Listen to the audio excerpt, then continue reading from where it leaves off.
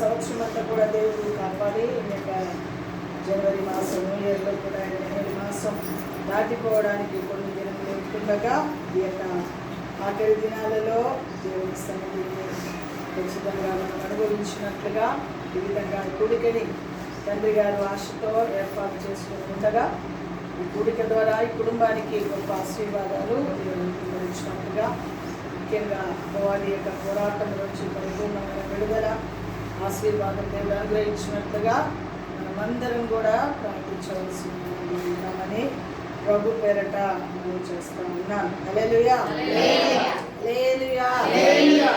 కూడిక ద్వారా దేవుని నామానికి మహిమ కలుగును గాక. మంచిది దేవుని బిడ్డలారా, మధ్యాహ్న కాల సమయం ముందు ఇంతవరకు పాటల ద్వారా ప్రార్థన సాక్ష్యం ద్వారా ఆయన నామానికి మహిమ తెచ్చుకొని ఉన్నారు. దేవుని లేఖనం నుంచి కొన్ని మాటలు మనం చూసుకొని ముందు కొనసాగుతున్నాం. చూడండి 147వ కీర్తన 147వ కీర్తన 11 నుంచి 13 వరకు చదువుదాం. 13, 14 వచనాలు చదివితే చక్కటి మాటలు అక్కడ రాయబడినట్లుగా చూస్తూ ఉన్నాం. దేవుని పిల్లలమైన మనము నిత్యము ఆయనను స్తుతించి గణపరిచి ఆయన కార్యాలను మనం అనుభవించడానికి జీవితాన్ని సమర్పణ చేయాలని ప్రభు పేరట మనం చేస్తూ ఉన్నాం. 147వ కీర్తన 11 నుంచి 14 వరకు.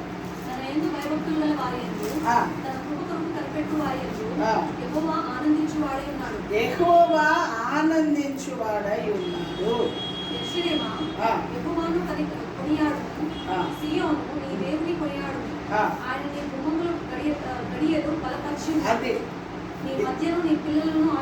ఆశీర్వదించును. సమాధానము నీ సరిహద్దులలో ఆయనే. నీ సరిహద్దులలో సమాధానమును కలగచేయువాడు ఆయనే. మంచి గోధుమలతో నిన్ను తృప్తిపరచువాడు. 14 వచ్చేదేవమ్మా, 14 వరక. స్తోత్రం తండ్రి, సర్వశక్తి మంతుడైన దేవా, పరిశుద్ధుడుగా మీరు అందరితో మాట్లాడండి స్వామి. వాక్యం నీది, మేము నీ వారం ప్రభు. మీరు మాట్లాడితే మా బ్రతుకులో ఆనందం, ఆశీర్వాదం, ఆరోగ్యం కలుగుతుంది ప్రభు. మీరు మాట్లాడమని ప్రార్థించవచ్చు. ఈ వాక్కు చేత మీరు మాతో మాట్లాడి మమ్మల్ని బలపరచమని, ఆశీర్వదించి దీవించమని నా ప్రాణాత్మ శరీరం మీ చేతిలోకి సమర్పణ చేస్తాం. యేసు నామాన్ని బట్టి వేడుకున్నాం తండ్రి. ఆమె చెప్తాం అందరము. 147వ కీర్తన చదివిన లేఖన భాగంలో దేవునిని స్తుతించడం ద్వారా మనకు వచ్చే ఆశీర్వాదం ఎంత చక్కటి మాట.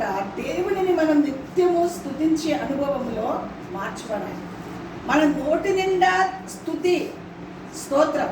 ఆ స్తుతి మన స్థితిని మారుస్తుంది. స్తుతించడం ద్వారా మనకున్న ప్రతి విధమైన చిక్కాకులన్నీ విరగొట్టబడుతుంది. స్తుతించడం ద్వారా, కేవలం స్తుతి ద్వారానే ఎరుకో గోడలు కూలిపోయినట్లుగా చూస్తూ ఉన్నాం. కేవలం స్తుతియే, వాళ్ళేమి చేయలేదు. అక్కడ 6 రోజులు దేవుని బిడ్డలారా 6 సార్లు ఆ చుట్టూ తిరిగి స్తుతించారు. 7 మార్లు తిరిగి స్తుతించారు. 7 అనే సంఖ్య సంపూర్ణమైన సంఖ్య. అందుకే వారు 7 రోజులు 6 రోజులు దేవుని బిడ్డలారా 6 సార్లు స్తుతించడమే కాదు, 7వ రోజు 7 మార్లు వాటి చుట్టూ తిరిగి స్తుతించినప్పుడు ఆ స్తుతుల పైన ఆ ఎరుకో గోడ ఏమైందండి? దేవుని బిడ్డలారా, స్తుతి మన నోట నిండా స్తుతి ఉంటే మన స్థితిని మారుస్తుంది దేవుడు. ఖచ్చితంగా ఏమున్నా ఏమి లేకపోయినా మన బ్రతుకులో స్తుతి అనేది మన నోట ఉంటే ఖచ్చితంగా ఎలాంటి వ్యతిరేకమైన శక్తులైనా సరే అది కూలిపోవడానికి, అది కాలిపోవడానికి, వాటిలో విడుదల కలుగునట్లు దేవుడు మనకు సహాయం చేయను. అందుకే ఆ మాట, చక్కటి మాట చూడండి. నీ సరిహద్దుల మీద సమాధానాన్ని ఇస్తా అన్నాడు. చెప్పండి కొడతామా గట్టిగా? సరిహద్దుల మీద ఏమి ఇస్తాడండి? సమాధానం ఇస్తాడు. అంతేకాదు అక్కడ చూడండి, నీ పిల్లలు ఆ చదువుతలే ఆ మాట చక్కగా చదివాలి. ఎవరైనా చదవండి నీట్గా చదువు. గడియలు బలపరిచి ఉన్నాడు. గుమ్మముల గడియలు గుమ్మముల గడియలు ఏమైనాయంట? బలపరిచి ఉన్నాడు. నీ మధ్యను నీ పిల్లలను ఆశీర్వదించి ఉన్నాడు. అది ఆశీర్వదించడా లేదా? ఇంకా ఆశీర్వదిస్తాను, ఇంకా వివాహాలు చేసి ఆశీర్వదిస్తాను, వివాహాలైన సంతానాలను ఇచ్చి ఆశీర్వదిస్తాను. ఆశీర్వాదమే ఆశీర్వాదం. ఈ రోజున సంవత్సరం ఆశీర్వాదమే ఆశీర్వాదం. అవునన్నా, గట్టిగా చప్పట్లు కొట్టారు. చక్కటి వాగ్దానం కదా, ఇటు వాగ్దానం ఎక్కడ దొరుకుతుంది మనకు? స్తోత్రం, హల్లెలూయా. ఆయన నీ గుమ్మముల గడియలను బలపరిచి ఉన్నాడు. నీ పిల్లలని ఏం చేశాడంట?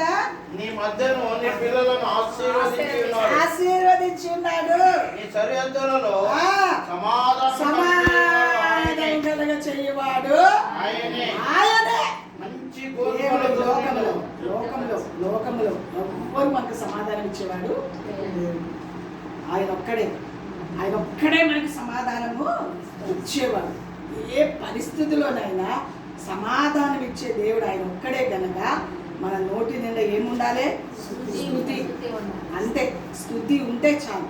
ఆ స్తుతుల్లోనే మనకు అన్ని సమాధానం, ఆశీర్వాదం, పిల్లల మీద దీవెనలు, మన సరిహద్దుల మీద సమాధానం అన్నీ కూడా ఆయనే ఇవ్వడానికి సమర్థుడు, శక్తివంతుడైన దేవుడు. అంతేకాదు మంచి గోధుమ నిన్ను తృప్తిపరచువాడు ఆయన. ఈ సంవత్సరంలో మంచి గోధుమతో తృప్తిపరుస్తాడు, సరే సమాధానం ఇస్తాడు.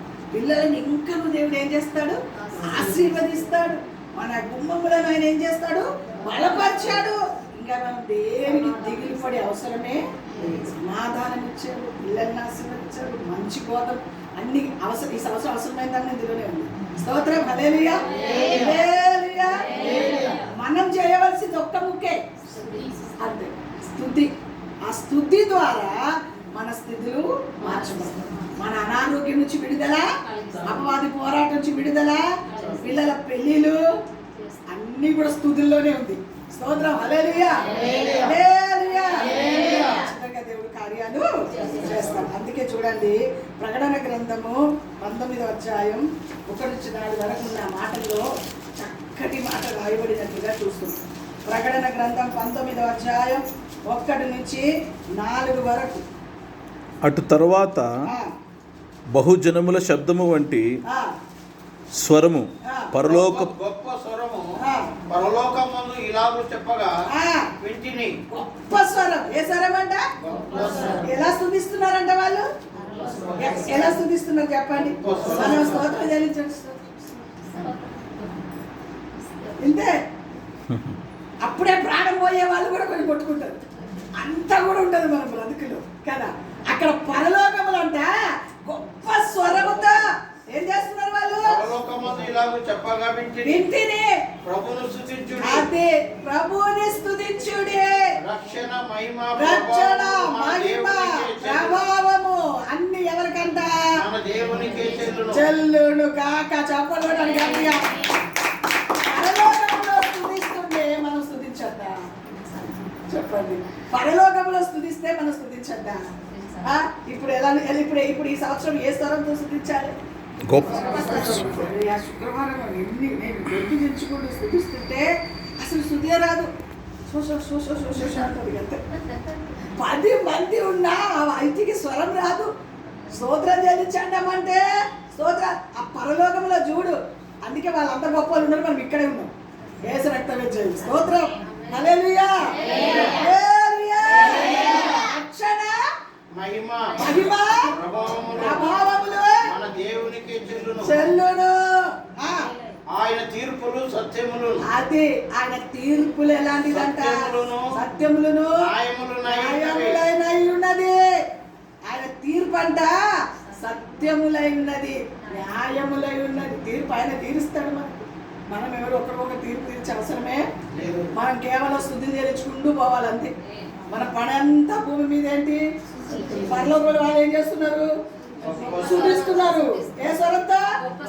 అది కాదు, గట్టి స్వరముతో గొంతెత్తి మనసెత్తి పరిపూర్ణ బలముతో, దేవుడు ఇచ్చిన బలంతో మనం గట్టిగా స్తుతించడానికి ప్రయాస. మనం స్తుతించినప్పుడే మన ఇంట్లో మన ఒంట్లో ఉన్న దురాత్మ పోతుంది. మన ఇంట్లో చెప్పండి, మన ఇంట్లో మన ఒంట్లో మన ఒంటిలో ఉన్న దురాత్మ వెళ్ళాలంటే గట్టిగా స్తుతించాలి. గట్టిగా స్తుతించండి. ఇప్పుడు మళ్ళా పరలోకంలో వాళ్ళు చేసే డ్యూటీ అదే. పరలోకంలో వాళ్ళే అంత గట్టి స్వరంతో స్తుతిస్తే మనం స్తుతించండా చెప్పండి. అది ఆరోగ్యం వాళ్ళు రాత్రి 10 గంటలకు కాదు. ఎట్లా శనివారం రాత్రి నిద్ర ఉండదు. అది 2 పూటలు 3 పూటలు కంటిన్యూస్గా దేవుని సన్నిధిలో అలా నడిచిపోయే వరకు ఒంటికి ఎంత భయంకరమైన బలిగినంటే పొద్దున లేవడానికి చేత కాలేదు. అసలు ప్రార్థన చేసి అలా పడుకునిపోవాలనిపించింది. అసలు ఎవ్వరు కూడా పడుకోవాలి. అసలు సామాన్యంగా అయితే సోమవారం రోజు అస్సలు బాగుంటుంది. ఎందుకంటే కంటిన్యూస్గా ఉంటుంది కదా వారం అంతా. ఆ ఆదివారం అయిపోయిన తర్వాత సోమవారం బాగా నీరసం వచ్చేస్తాను. శరీరం సహకరించు. అయినా తండ్రి గారికి బాగాలేదనే వరకు అమ్మో ఇలా పెట్టవలసింది. రేపు మళ్ళీ ఖాళీ లేదు. రేపు మహబూబ్ నగర్ వెళ్ళాలి. పొద్దున 7:30కే మహబూబ్ నగర్ వెళ్ళాలి. ఏ రాత్రి చేరుకుంటాము. బుధవారం విజ్ఞాపన, గురువారం ఎంగేజ్మెంట్, శుక్రవారం విజ్ఞాపన ఉపవాస ప్రార్థన, శనివారం హాల్నైట్, ఆదివారం వెళ్ళాలి. ఏ రోజైనా ఖాళీ ఉందా చెప్పండి? ఏ రోజు ఖాళీ ఉందా? ఎక్కడ ఉందో చెప్పండి పరిస్థితి. అయినా స్తుతి ద్వారా జయం వస్తుంది. స్తుతించడం ద్వారా బలం ఇస్తాడు దేవుడు. బలం స్తుతి ద్వారానే బలం. స్తుతిలోనే హార్లిక్స్ పాలు బోన్మిట అన్ని స్తుతి. స్తోత్రం. హల్లెలూయా. మా నాన్నమ్మ మన చెప్తుంది, పాప వాళ్ళ అమ్మకి బాగలేదు, హాస్పిటల్లో జాయిన్ చేసింది. బాబు ప్రతి శుక్రవారం కొంచెం ఒకరు జ్యూస్ అని ఒకరి పాలని ఏదో తాగిన తర్వాత కొంచెం అక్కడ నిలబడి చెప్పడానికి అందరికి ప్రార్థన చేయడానికి కొంచెం బలం వస్తుంది అనమాట. అయిపోయిన తర్వాత ఒక కప్పు పాలనే తాగుతాను. ఆ వాక్యం అయిపోయిన తర్వాత దాని లేట్ వస్తుంది కాబట్టి నా కోసం స్పెషల్ ఆర్లిస్ కొన్నదంట. ఫస్టే కలిపిందంట. తేడానికి మర్చిపోవడం కాదు, రాలేదు. పడుకుందంట. ఒక అరగంట పడుకొని లేచిపోతా అమ్మ దగ్గరికి పాలు తీసుకెళ్ళాలని అనుకుందంట.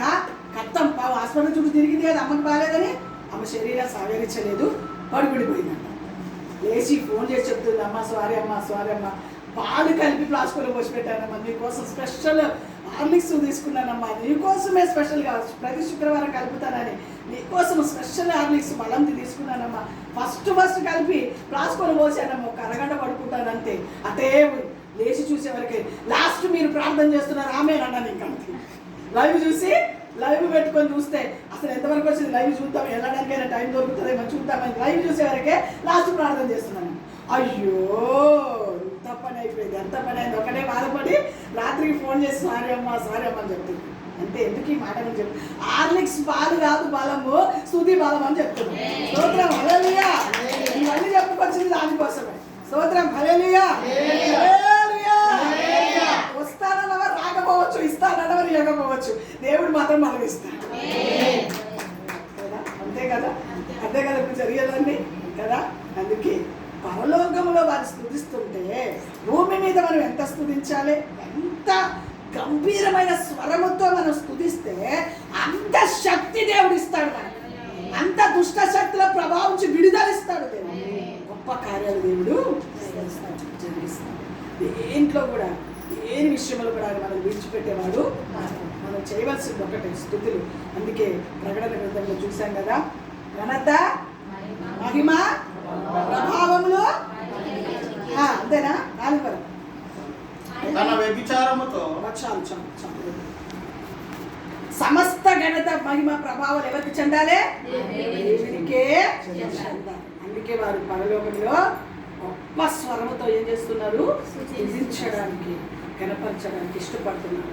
అందుకే ఆ స్తుతిలోనే మరి రెండవసారి వారు ప్రభుని స్తుతించుడి అని ఆ పట్టణపు ఒక యుగములు పైకి లేచుచున్నది. అప్పుడు ఆ 24 పెద్దలను 4 జీవులను సాగిలపడి ఆమేన్ ప్రభుని స్తుతించుడి అని చెప్పుచు సింహాసనాసీనుడగు దేవునికి నమస్కారం చేసి చెప్పలు స్తుతిస్తా ఉంటారంట. పొగ ఎక్కడికి వెళ్తుంది?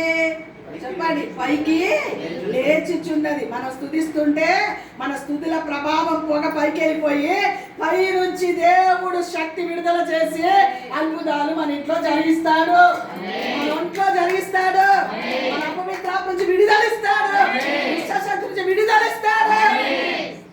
స్తుతిలో ఉన్న శక్తి పరలోకంలో స్తుతిస్తుంటేనే వారి యొక్క పొగ ఎక్కడికి వెళ్తుందట? పైకి. యుగ యుగములు పైకి లేస్తుంటే అందరు కలిసి ఎవరికి సాగిల పడుతున్నారండి? దేవునికి సాగిల పడుతున్నట్లుగా చూస్తారు. దేవుని బిడ్డలారా, స్తుతిలో అంత గొప్ప శక్తి ఉంది. ప్రకటన గ్రంథంలో 52 సార్లు స్తుతి స్తుతి స్తుతి స్తుతి అని రాయబడింది. స్తుతించుడి స్తుతించుడి స్తుతించుడి అనే సత్యము 52 మార్లు రాసి పెట్టాడు. స్తోత్రం, హల్లెలూయా హల్లెలూయా. అందుకే ప్రభుని ఎల్లప్పుడూ కూడా మనం ఏం చేయడానికి ఇష్టపడాలి? స్తుతించడానికి ఇష్టపడాలి. ఈ 2025లో స్తుతి మన నోట ఉంటే అన్ని దుష్ట శక్తులు పారిపోవును గాక, సరిహద్దులలో సమాధానం కలుగును గాక, మన పిల్లల మీద ఆశీర్వాదం కలుగును గాక, మన గుమ్మములు బలపరచబడను గాక. ఇక ఆ స్తుతిలో ఉండే శక్తి మంచి గోధుమతో మంచి గోధుమ పురుగు పట్టింది ఇవ్వడు దేవుడు, మన దేవుడు కదా. పనికిరంది రుచిపోయింది చెడ్డది ఇవ్వడు, శ్రేష్టమైన వాటిని ఇస్తాడు దేవుడు మనకి. ఎవ్వరు తినలేని గొప్ప ఆశీర్వాదంతో దేవుడు మనల్ని తృప్తిపరుస్తాడు. అది దేవునిలో ఉన్న శక్తి అండి, అది దేవునిలో ఉన్న శక్తి. దేవునిలో ఉన్న శక్తి తెలియక చాలా మంది పిచ్చి పిచ్చిగా ఏదేదో మాట్లాడుతూ ఉంటారు కదా. దేవునిలో ఉన్న శక్తి మనం అర్థం చేసుకుంటే మన బ్రతుకులో ఓటమంటూ బాగా ఓటమంటూ ఉండదు కాక ఉండదు. 92వ కీర్తన 1 నుంచి 3 వరకు చదువు. 92వ కీర్తన 1 నుంచి. అది యెహోవాను స్తుతించుట మంచిదనరా చెడ్డదన? కదా, యెహోవాను స్తుతించుట మంచిది, మంచిది. ఉదయమున నీ కృపను ప్రతి రాత్రి నీ విశ్వాసతను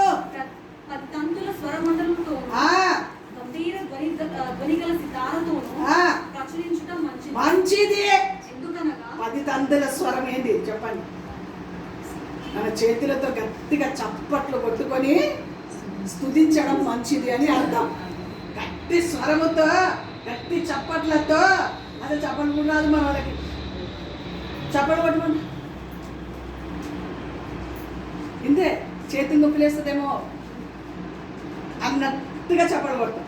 గట్టిగా చప్పలు కొట్టండి, చప్పలు కొట్టానన్నా చప్పలు కొట్టండి. ఇక్కడ దేవుని వాక్యం ఏం సెలవిస్తుంది చెప్పండి? 10 తంతుల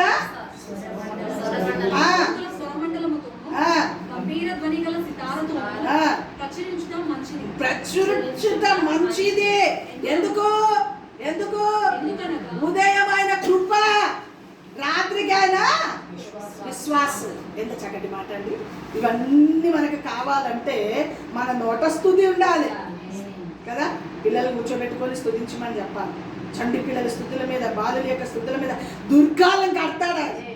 మన ఇంట్లో మన పిల్లలు చిన్నపిల్లలు ఉన్నారంటే వాళ్ళని కూర్చోబెట్టి స్తుతించమని చెప్పాలి. రాత్రి అయిన వెంటనే వాళ్ళని కూర్చోబెట్టి స్తుతిస్తే ఆ పిల్లల యొక్క ఆ స్థుతుల మీద దుర్గాన్ని కడతారు దేవుడు. ఓడలను దేవుని బిడ్డలారా, మన చుట్టూ దేవుని యొక్క అగ్ని ప్రాకారములని పెడతాడు. చదువుతాను. 10 తంతుల స్వరమండలముతో గంభీర ధ్వని గల సితారతో ప్రచురించడం మంచిది. ఎందుకనగా యెహోవా నీ కార్యము చేత నీవు నన్ను సంతోషపరచు. అది చెప్పలు కూడా గట్టిగా ఎందుకు స్తుతించాలి? ఎందుకనగా యెహోవా నీ కార్యముల చేత నన్ను సంతోషపరచుచున్నారు. అబ్బా, ఆయన కార్యంతో మనల్ని ఏం చేస్తాడు దేవుడు? సంతోషపరుస్తాడు. దేవుని బిడ్డలారా, అందుకు మనం ఏం చేయాలి? స్తుతించాలి. మన ఇంట్లో ఏ కార్యం జరగాలన్నా స్తుతించాలి. ఆయన కార్యం చేత మనం సంతోషింపబడాలన్నా స్తుతించాలి. ఆయన మన ఎడల మేలు చేయాలన్నా. అందుకే స్తుతించుట మంచిది, యెహోవాను కీర్తించుట మంచిది, చాలా మంచిది. స్తుతుల ద్వారా దేవుని బిడ్డల గొప్ప కార్యాలు మన కన్నులారా చూడడానికి దేవుడు సహాయము చేస్తాడు. అందుకే ఎప్పుడు కూడా మన నోట స్తుతులు స్తోత్రాలు ఎప్పుడు మానకుండా ఏ ప్రయాణం స్తుతులు చేయడానికి ప్రత్యేకించి ఒక స్థలాన్ని ఏర్పాటు చేసుకునే అవసరం లేదు. మనం ఏ డ్యూటీలో ఉన్నా, ఏ పనిలో ఉన్నా, ఏ ప్రయాణంలో ఉన్నా స్తుతి మన నోట ఉంటే సమస్తమైన వాటిపైన గొప్ప జయాన్ని మనము ప్రయాణంలో జయం పొందుకోగలుగుతాం, ఉద్యోగంలో జయం పొందుకోగలుగుతాం, మన చేయించిన పనులలో జయం పొందుకోగలుగుతాం, శత్రు పోరాటంలో జయం పొందుకోగలుగుతాం. దేనికైనా ఒకటే సూత్రము, స్తుతి స్తోత్రం. అందుకే అది చేయడానికి మన జీవితాన్ని ఏం చేసుకోవాలమ్మా? సమర్పణ చేయాలి. అందుకన్నాడు, ఎందుకనగా యెహోవా నీ కార్యముల చేత, అది ఆయన కార్యం చేస్తే మనకు సంతోషం. వీళ్ళు చేస్తే ఏం సంతోషం ఉంటుందండి? దేవుడు చేసే కార్యాలు శాశ్వత కాలం ఉండేది. అది దేవుడు ఇచ్చే స్వస్థత శాశ్వత కాలంగా ఉండేది కదా. దేవుడు బిడ్డలారా, దేవుడు చేసే కార్యాలు ఎంత గొప్పదో ఒకసారి ఆలోచన చేస్తే నిజంగా చేసే కార్యాలు మనం వర్ణించలేము, వివరించలేము కదండి. వాటిని వివరించడానికి నా రోజులు, నా దినాలు సరిపోదు. అది లెక్కకు మించినది, అది లెక్కకు మించినదని భక్తులు చెప్తున్నట్టుగా చూస్తాం. అందుకే ఎల్లప్పుడూ కూడా మనం స్తుతించడానికి మన జీవితాన్ని ఏం చేసుకోవాలి? సమర్పణ చేయడానికి ప్రయాస పడాలని ప్రభుత్వం ఆలోచిస్తుంది. స్థుతుల జ్వాల చూడండి దేవుని బిడ్డలారా, 2వ దినవృత్తాంత గ్రంథం 20వ అధ్యాయం 21, 22వ వచనంలో స్తుతించినప్పుడు వారి బ్రతుకులో ఎంత గొప్ప కార్యాలు జరిగినాయో ఒకసారి ఆలోచన చేద్దాం. శత్రువుల పైన జయం పొందుకున్నట్లుగా చూస్తాం. 2వ దినవృత్తాంత గ్రంథం 20వ అధ్యాయం యెహోషాపాతు దేవుని సన్నిధిలో స్తుతించినప్పుడు ఉన్నతమైన జయము పొందుకున్నట్లుగా చూస్తాం. 2వ దినవృత్తాంత గ్రంథం 20వ అధ్యాయం 21, 22. మరియు అతడు జనులను హెచ్చరిక చేసిన తరువాత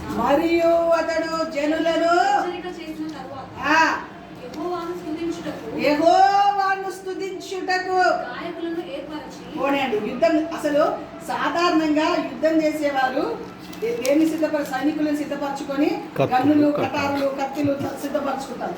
కానీ యెహోషాపాతు దేన్ని సిద్ధపరచడానికి ఇష్టపడ్డాడు తెలుసా? స్తుతించే వారిని. గట్టిగా యెహోషాపాతు చాలా మంది రాజుల యొక్క అనుభవాలు ఎలా అంటే, ఎవరైనా శత్రువులు వస్తే ఆ శత్రువుల మీదకి వెళ్ళడానికి గన్నులు, కత్తులు, కటారాలు, దేవుడు యుద్ధానికి సంబంధించిన యుద్ధ సామాగ్రిలు సిద్ధపరుస్తారు. కానీ ఇక్కడ యెహోషాపాతు స్తుతించుటకు జనులను సిద్ధపరిచేను. కష్టపడడం గట్టిగా స్తుతించడానికి సిద్ధపరిచాడంటే యెహోషాపాతు. ఎందుకు? ఆ రాజుకు తెలుసు స్తుతిలో ఎంత బలం ఉందో, స్తుతిలో ఎంత ఆశీర్వాదం ఉందో, స్తుతిలో ఎంత శక్తి ఉందో. స్తుతుల ద్వారా శత్రు సైన్యములు పారిపోతుంది. చదువుతాను.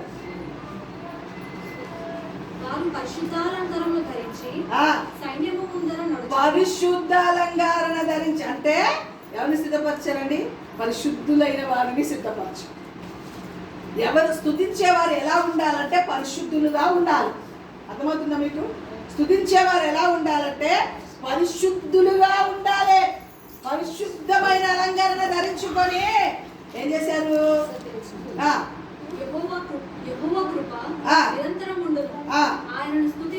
ఆయనని స్తుతించుడి అని స్తోత్రము చేయుటకు వారిని నియమించాను. చదవడం గట్టిగా యెహోవా కృప నిరంతరముండును అని స్తోత్రం చెల్లించుటకు, స్తోత్రం చేయడానికి, స్తుతించడానికి వారిని ఏం చేశారంట? నియమించారంట, సిద్ధపరిచారంట. మన ఇంటిలో కూడా స్తుతించే వాళ్ళని సిద్ధపరచాలి. మన పిల్లలని కానీ మన భర్తలు, భార్యలు అందరూ కూడా స్తుతించే వారిగా ఉన్నారనుకోండి, ఆ ఇంటిలో స్తుతే వినబడుతుంది అనుకోండి. ఊక గులుగుడు, సనుగుడు, గులుగుడు, భర్త మీద భార్య గులుగుడు, భార్య మీద భర్త గులుగుడు, పిల్లల మీద భార్య, ఇవన్నీ క్రైస్తవ ఇళ్ళలో ఉందనుకోండి, అక్కడ ఎవరు పనిచేస్తున్నట్టు? చెప్పాలి. సాతానికి చోటు ఇవ్వద్దు. మనం గులుగడం, సనగడం ఎవరి బుద్ధి తెలుసా? ఇశ్రాయేలు ప్రజలు సనిగి గులిగి అరణ్యంలో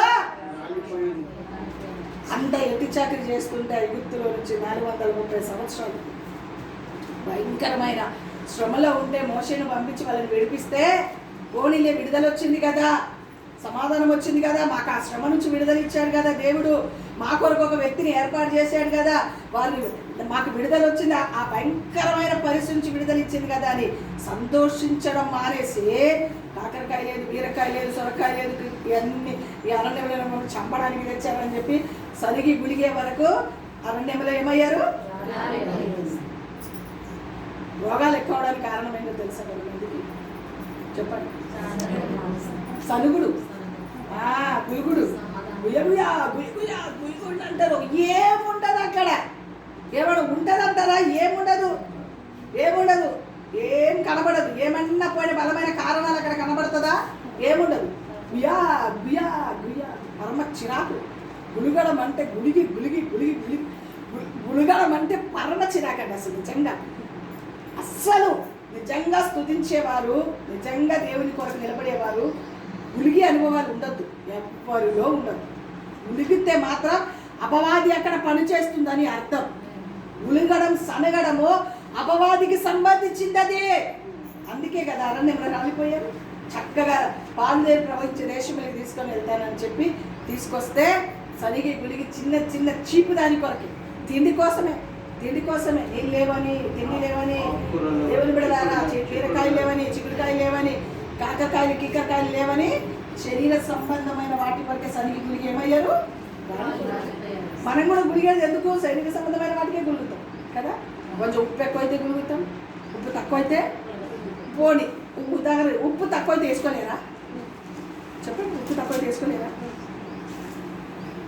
పోని ఎక్కువైందనుకో చదువుకోలేరా? ఒక ముద్ద తక్కువ తిను, ఏముంది ఈ ప్రాణానికి? దానికి బియా బియా బియా బియా గుడుకొని ఏ సాధిస్తారు? ఆ తిన్న తిండి కూడా ఒంటికి సనుగుడు గులుగుడు ఏస్తున్నాము దూరం అవుతుందా? ఏస్తున్నాములో సనుగుడు గులుగుడు దూరం అవ్వడం కాక కదా. గులుగడం ఎందుకు, సనుగుడు ఎందుకు? తిండి లేకపోతే నీళ్ళు అవి పడుకో, వేసి రక్తం ఇచ్చాడు. ఒక ముద్ద తక్కువ తిను, ఉప్పు ఎక్కువైతే తక్కువ తిను, ఉప్పు లేకపోతే వేసుకో, కానీ గులుగొద్దు. గులుగడ మాత్రం మన దరిదాపికి రావడానికి వీలు. ఆ ఇంట్లో సాతానుడు ఏలుబడి చేస్తుంది. అందుకే ఏం చేయాలంట? దేని కొరకు ఏర్పరచుకున్నారు వాళ్ళని? స్తుతించడానికి. యెహోవా కృప నిరంతరముండును అని చెప్పి ఆయనకు స్తోత్రం చెల్లించుటకు వారిని సిద్ధపరచను. జరుగుతుంది. యెహోవా కృప నిరంతరముండును, ఆయనను స్తుతించుడి అని స్తోత్రము చేయుటకు వారిని నియమించెను. వారు పాడుటకును చక్కటి మాట, పాడుటకును స్తుతించుటకును మొదలు పెట్టగా యెహోవా యూదా వారి మీదికి వచ్చిన అమ్మోనీయుల మీదను, మోయాబీయుల మీదను, వాసుల మీదను మాటుగాలను పెట్టెను. చప్పని కొట్టండి. ఇప్పుడు ఏమన్నా కత్తులు వాడారా, గన్నులు వాడారా, కటోరాలు వాడారా, చాకులు వాడారా, పెద్ద పెద్ద కత్తులు వాడారా, గన్నులు వాడారా, యుద్ధ ఉపకరణములు వాడారా? ఏంది వాళ్ళ యుద్ధోపకరణము? అదే. ఇప్పుడు మనం ఏం నేర్చుకోవాలి? అది లేకనే క్రైస్తవులు ఇలా ఏడుస్తుంది. అవి లేవు. ఈరోజు క్రైస్తవులలో లేకనే దరిద్రాలన్నీ తెచ్చుకుని ఇట్లా పెట్టుకుంటున్నారు. ఎప్పుడు మనం స్తుతించడానికి చూడండి ఎంత చక్కటి మాట. ఒక రాజు అండి చిటికేస్తే చాలు అన్ని ఆయుధాలు తీసుకొని యుద్ధానికి వెళ్ళొచ్చు కదండి. సైనికులు 100 మంది చేతి కింద లేదంటారా? మిలిటరీ సైనికులు లేరా వాళ్ళ చేతి కింద? పంపించచ్చు కదా. కానీ ఎవరి మీద ఆధారపడ్డారు? మిలిటరీ సైనికుల కంటే, కత్తి కంటే, యుద్ధోపకరణం కంటే స్తుతి గొప్పది, కీర్తించడం గొప్పది, పాడుట గొప్పది. వాటి ద్వారా జయం పొందుతుంది. మాటుగాలని పంపాడంట దేవుడే. వాళ్ళందరూ ఏమయ్యారు? అతులయ్యిరి. మా ఎంత గొప్ప కార్యాలు. స్తుతుల ద్వారా ఎలాంటి శత్రువులనైనా మనం ఏమవుతాము? హతం చేయాలి. ఎలాంటి శత్రువులైనా హతమవ్వడానికి ఎలాంటి బలహీన, ఎలాంటి మాంత్రిక పోరాటం, చీకటి పోరాటం ఏదైనా పారిపోయేది స్థుతుల ద్వారా. స్థుతియే కీర్తించట, స్థుతుల ద్వారా. మాటుగాలను పెట్టారంట వారి మీదికి. వారు చచ్చిపోయారా, బ్రతికి ఉన్నారా? వారందరూ హతులయ్యిర్రి. అయ్యారా? అది ఈరోజు కూడా ఇన్ని రోజులు లేవేమో, ఈ సంవత్సరం నుంచి అలా నేర్చుకుందామా? గడగడా నోరు పడేసుకోవడం ఎందుకు? స్తుతులు చెల్లిస్తే ఖచ్చితంగా మన బ్రతుకుల గొప్ప కార్యాలు చేస్తాం, ఖచ్చితంగా చేస్తాం. దాంట్లో డౌట్ అంటూ లేదు. ఈరోజు అది లేకనే చాలా మంది ఊరికనే నోర్లు పడేసుకుంటూ ఉంటారండి. వాళ్ళ దగ్గర వీళ్ళ దగ్గర శత్రుత్వాలు పెంచుకుంటారండి, అసమాధానం పెంచుకుంటారు. దేవుని పిల్లలారా, దేవుని పిల్లలకి ఎవరితో అసమాధానం ఉండదు. ఎందుకంటే మన దేవుడు సమాధానకర్త. మనం ఆరాధించే దేవుడు ఎవరండి? చచ్చే వరకు మంచి పేరు సంపాదించుకొని పోవాలి. మనం అన్ని చోట్ల ఏం సంపాదించుకోవాలి? మంచి పేరు. ఆస్తి లేకపోయినా పర్వాలేదు, మంచి పేరు సంపాదిస్తే అదే గొప్ప మేలు. అమ్మా, మనం చనిపోతే మన దగ్గరికి వచ్చి చెప్పే మాట ఏంటో తెలుసండి? అబ్బా ఎంత మంచోడో, ఎంత మంచిదో, ఒక్క మనిషిని గాయపరచలేదండి, ఒక్క మనిషిని బాధ పెట్టలేదండి, ఒక్క మనిషితో శత్రుత్వము తెచ్చుకోలేదండి. అందరిని పలకరిస్తారండి, అందరితో మాట్లాడతారండి, అందరితో మంచిగుంటారండి అనే పేరు సంపాదించుకోవాలి. దరిద్ర పేర్లు ఎందుకు మనకు? స్తోత్రం, హల్లెలూయా, హల్లెలూయా, హల్లెలూయా.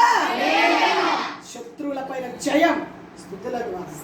తృప్తి, సమాధానం ఇస్తాడు. మంచి గోధుమ పంటతో తృప్తిపరుస్తాడు, గుమ్మములు స్థిరపరుస్తాడు. అంతేకాదు దేవుని బిడ్డలారా, పిల్లల మీద గొప్ప ఆశీర్వాదాలు ఉంచుతాడు. అది కదా దేవుడు కార్యాలు చేసేది. అందుకే కదా స్తుతించాడు. శత్రువుల పైన జయము ఇస్తాడు. కాబట్టి ప్రభు సన్నిధిలో స్తుతించడానికి జీవితాన్ని సమర్పణ చేసుకుంటాం. ఒక మాట చెప్తాను చూడండి. 9వ కీర్తన 1వ వచనం చదువుతాండి. 9వ కీర్తన 1వ వచనం. 9వ కీర్తన 1వ వచనం. నా పూర్ణ హృదయంతో నేను యెహోవాను స్తుతించెదను. ఏం చేస్తున్నాడ? పూర్ణ హృదయం. సగం హృదయం కాదు, మనసారా ప్రభుని ఏం చేయాలి? స్తుతించాలి. కొంతమంది స్తుతిస్తారు, మళ్ళీ వాళ్ళని పక్కన తిరుగుతారు. స్తోత్రం అంటారు, పక్కన తిరుగుతారు. ఆ స్తుతికి ఏమన్నా ఆశీర్వాదం వస్తుంది? చెప్పండి. స్తుతించేటప్పుడు ఎవ్వరి మీద ఏమి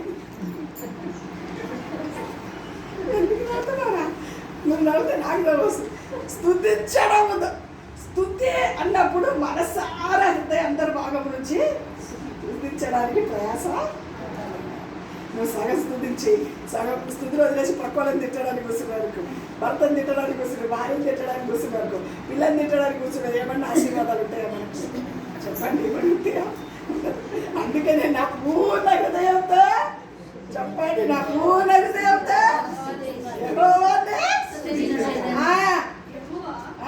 అద్భుత కార్యములన్నిటినీ నేను వివరించాను. అదే ఇది లేదు. ఈ రోజు యేసు రక్తమే జయం. ఆ రోజు భక్తులు చేశారు ఆ పని. పూర్ణ హృదయంతో దేవుని స్తుతించి ఆయన చేసిన అద్భుత కార్యాలు వివరిస్తున్నారు. మనము స్తుతించేవారు ఏం చేస్తారంటే ఆయన చేసిన అద్భుత కార్యాలను వివరిస్తారు. ఎవరైనా వచ్చారనుకో ఇంటికి, 24వ సంవత్సరంలో ఎన్ని కార్యాలు చేశాడు దేవుడు నా జీవితంలో తెలుసా నీకు అని చెప్పాలి. అది అద్భుత కార్యం. స్తుతించే వారి నోట ఏముంటది చెప్పు? ఎవరైనా వచ్చిన వెంటనే ఏం చెప్పాలి?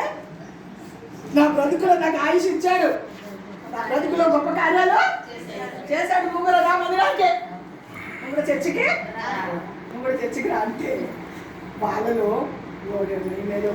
ఏదైనా మాట్లాడతారని వస్తే అదే చెప్పాలి. వినాలనుకున్న వింటారు, వినోళ్ళు పోతారు. మనకు ఆ పిచ్చి మాటలు మాట్లాడకుండా తప్పించుకోండి అని అనుకోవాలి. 21వ సంవత్సరంలో నేర్చుకోవాల్సింది అదే. ఏం నేర్చుకోవాలి? వచ్చిన వాళ్ళకు యెహోవా కార్యములు, ఆయన చేసిన కార్యాలను వివరించేదోరు గాక. ఆశ్చర్య కార్యం చేశాడా దేవుడు మన బ్రతుకులో? చేశాడా? మన ఆయుష్ ఇవ్వడమే గొప్ప ఆశ్చర్యం, మన జీవం పోయడమే గొప్ప ఆశ్చర్యం. అందుకే వచ్చినందుకు మన దగ్గరికి ఎవరైనా వస్తే మనకి చెప్పాలి, ఇల్లు నా కొడుకులు ఈ కార్యాలు దేవుడు ఈ అద్భుతాలు దేవుడు చేశాడు అని ప్రభు మన జీవితంలో చేసిన కార్యాలన్నీ వాళ్ళకు కూర్చో తల్లి కూర్చో. ఆ ఇంట్లో ఏం జరుగుతుందో తెలుసా నీకు? ఆమె ఎక్కడ పోతుందో తెలుసా? ఈమె ఎక్కడ పోతుందో తెలుసా? ఆమె ఎంతో మాట్లాడుతుందో తెలుసా?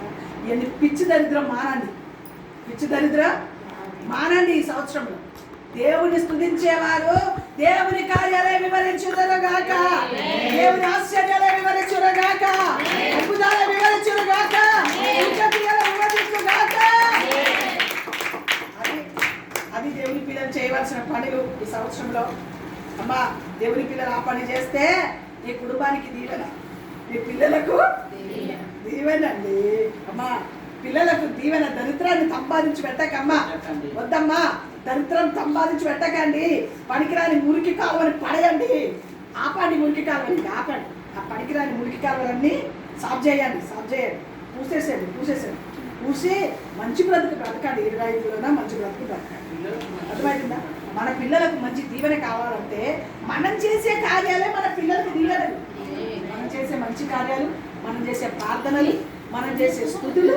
అందుకే దావీదు అంటాడు, దావీదు తల్లి పేరు ఎక్కడ రాయబడలేదు, కానీ దావీదు అంటాడు, అయ్యా నేను నీ దాసురాలి కుమారుడు, నీ సేవకురాలి నీ సేవకురాలి కుమారుడు. అంటే తన తల్లి ఎంత గొప్ప ప్రార్థన పరులైతే ఆ కుమారుడు అంత గొప్ప ప్రార్థన చేస్తాడు తల్లి కొరకు.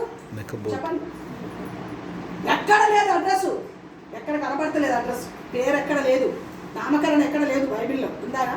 లేదు.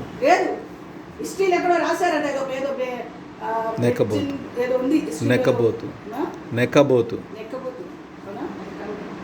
కాదు, నెక్కబోతే ఏదో ఉంది, చెప్తాను తర్వాత క్లియర్ నెక్కబోతేనా. స్తోత్రం. అదే హిస్టరీలో కూడా ఉందంట ఆ చిన్న పేరు, ఆమె పేరు, కానీ బైబిల్ ఎక్కడ కూడా.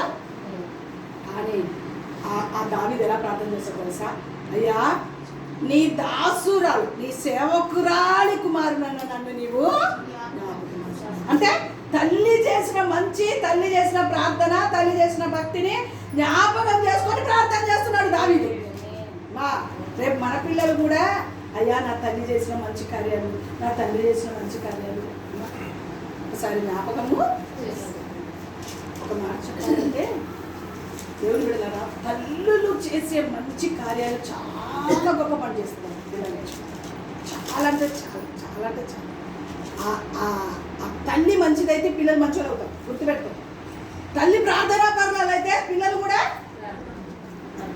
కొంతమంది ఉంటారు ఎవరో వాళ్ళ సొబ్బుతి మీద తిరిగేవాళ్ళు, కానీ ఇంచుమించు చాలా బైబిల్ గ్రంథంలో దేవుని బిడ్డల తల్లి యొక్క ప్రార్థన ద్వారా గొప్ప గొప్ప దైవజనులు. అందుకే అంటాడు అగస్టిన్ అంటాడు, నా తల్లి ప్రార్థన కన్నీటి ప్రార్థనలో, ఆ కన్నీటిలో నేను కొట్టుకొచ్చానంట. ఆ కుమారుడు పాపంలో పడితే, అగస్టిన్ పాపంలో పడితే ఆ కుమారుని ఏమి గద్దించకుండా ఆ తల్లి ఉపవాసాలుండి, అయ్యా నా కొడుకుని మార్చయ్యా, నా కొడుకుని పాపంలో పడ్డాడు మన కొడుకు. అయ్యా నేను ఈ కొడుకుని కన్నది నీ సేవ కొరకయ్యా, ఇలా పాపంలో నశించుకోవడానికి కాదయ్యా, నా కొడుకుని నువ్వు మార్చయ్యా, నా కొడుకును మార్చయ్యా అని దేవుని బిడ్డలారా దీవారాత్రులు ప్రార్థన చేస్తే, ఆ తల్లి ప్రార్థన చేస్తానంట, కన్నీరు మోకాల కిందికి వచ్చి మోకాలు తడిసేదంట. అంత కన్నీరు ఆ తల్లి కళ్ళ నుంచి కింద పడి తన మోకాల కిందికి వచ్చి 2 మోకాలు తడిసిపోయాడంట ఆ తల్లి కన్నీరు. అందుకే ఆయన అంటాడు, ఆ తల్లి చనిపోయిన తర్వాత అగస్టిన్ యొక్క సాక్ష్యం ఏంటో తెలుసా? గొప్ప దైవజనుడిగా మార్చబడి ఒక అంతగది దగ్గర వచ్చి నిలబడితే, ఎప్పుడో చచ్చిపోయింది నాలో ఎప్పుడో చచ్చిపోయింది ఆ పాపం. ఇప్పుడు కొత్త అగస్టిని నేను చెప్పగలను గట్టిగా, ఇప్పుడు నేను కొత్త అగస్టిని, పాపం చేసేవాడను కాదు అని తీర్మానం చేసుకొని ప్రభు సన్నిధిలో తన జీవితాన్ని సమర్పణ చేసుకుని ఎవరిని గురించి సాక్ష్యం చెప్తాడో తెలుసా? తల్లిని గురించి సాక్ష్యం చెప్తాడు. మందిరంలో నిలబడి ఏమని సాక్ష్యం చెప్తాడో తెలుసా? నా తల్లి కన్నీటి ప్రార్థనలో ఆ కన్నీటి వరదలో నేను ఇక్కడికి కొట్టుకొచ్చాను అంటాను. చెప్పలేదని గట్టిగా ప్రార్థన పనికి రాకుండా వాళ్ళతో వీళ్ళతో ముచ్చట్లు పెట్టుకొని కాలక్షేపాలు చేసుకొని దరిద్రాలని పిల్లలకు అందించి పిల్లలన్నీ శాపకార్థం కావడానికి కారణం ఎవరు? సమయం దొరికితే ఇద్దరు కలిసారనుకో ఏం చేయాలి? ప్రార్థన. వాళ్ళ మిచ్చట వీళ్ళ మిచ్చట వద్దు, ఈ దరిద్రం ఈ 2025లో మానండి, మార్చుకొని ఇప్పుడైనా ఏం చేసుకోవాలి? మనము సమయం దొరికితే ఇద్దరు కలిసి ఎవరైనా ముచ్చటకు వస్తే ఎవరికి కార్యాలు వివరించాలి? అదే భక్తులు చేసి భక్తులు ఆ రోజు అలా చేశారు కాబట్టి వారి పేరును చరిత్రలో ఉండిపోయింది. మన పేరు చరిత్రకు ఎక్కలేదు, ఇంకా యేసు రక్తమే చేయం. కారణం ఏంటి? వాళ్ళ ముచ్చట వీళ్ళ ముచ్చట, వాళ్ళ మాటలు వీళ్ళ మాటలు, వాళ్ళు ఎక్కడ పోయి వీళ్ళకి, వాళ్ళు ఎక్కడ పోతే నీకెందుకు? నీది నువ్వు చూసుకో, నీ సంగతి నువ్వు చూసుకో, నీ పిల్లలను చూసుకో, నీ కొంపని చూసుకో, నీ ఇంటిని చూసుకో, నీ పిల్లలను చూసుకో. నేను నా ఇంటి వారు యెహోవాను. అదే చెప్పగలడానికి అట్లా యెహోషువ బాటలోనే దావీదు నడిచాడు. నేను నా ఇంటి వారు నిన్ను సేవించాలని, నేను నా ఇంటి, నా పిల్లలు, నా కుటుంబము నీ సన్నిధిలో ఉండునట్లుగా ఆశీర్వదించాయా. నిత్యము, ఒకరోజు కాదు, నిత్యం, జీవిత కాలం. ఎందుకంటే యెహోషువ బాటలోకి వచ్చేసాడు దావీదు. ఆయన అక్కడ అదే అంటాడు, నేను నా ఇంటి వారు మీరు ఎవరినైనా సేవించండి, నాకు అనవసరం, నేను నా ఇంటి వారు యెహోవానే సేవించండి. ఆ బాటలోనే దావీదు కూడా నేను నా ఇంటి వారు, నా పిల్లలు, నా కుటుంబం నిత్యం నీ సందులో ఉండినట్లుగా ఆశీర్వదించి పరిశుద్ధపరచయ్యా అని మనం కూడా వ్యక్తిగతంగా అలాంటి అనుభవాలు ఎవరు చేస్తారా పని? నిత్యం స్తుతించేవారే. అది నిత్యం స్తుతించేవారి నోట అలాంటి అనుభవాలు ఉంటాయి. అటు వాటి కొరకు మనం బ్రతుకుని సమర్పణ చేద్దాం. ఒక్క మాట చూడండి, 86వ కీర్తన అనుకుంటాం.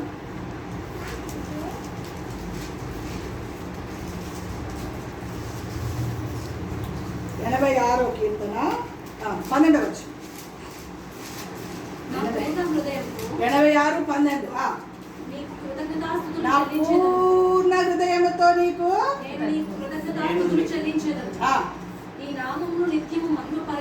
నీ నామము నిత్యము మహిమ పరచు. పూర్ణ హృదయంతో ఏం చేస్తున్నాడు ఆయన? కృతజ్ఞతాస్తు. మన బ్రతుకులో నిత్యము కృతజ్ఞత అనుభవాలు ఖచ్చితంగా.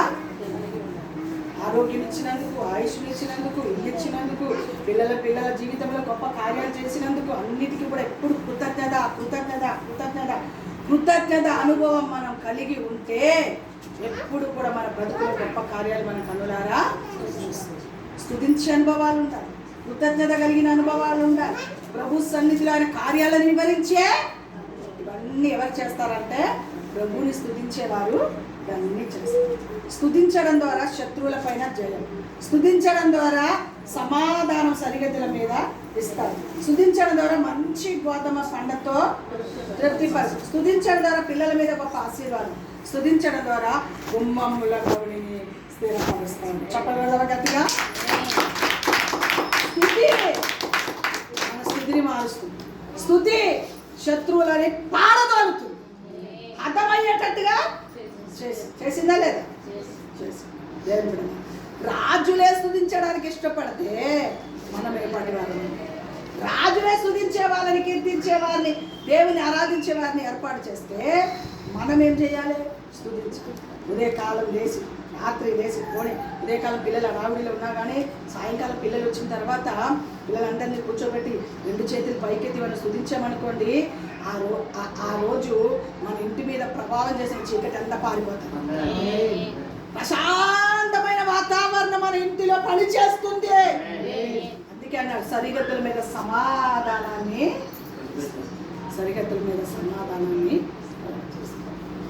సమాధానం ఇచ్చేవాడు ఆయన, సమాధానం ఇచ్చేవాడు దేవుడు. కాబట్టి నిత్యం ప్రభువుని స్తుతించి ఘనపరుస్తూ ఖచ్చితంగా ఆయన గొప్ప కార్యాలు మన బ్రతుకులో జరిగిస్తాము. అట్టి స్తుతి, స్తోత్రం, కీర్తించడం మన నోటిలో దేవుడు ఉంచి నడిపించిన వాగ్దానాలన్నీ మనం స్వతంత్రించుకుంటూ దేవుడి మాట మన వినికిడిలో ఆశీర్వదించి దీవించును కాక. అందరూ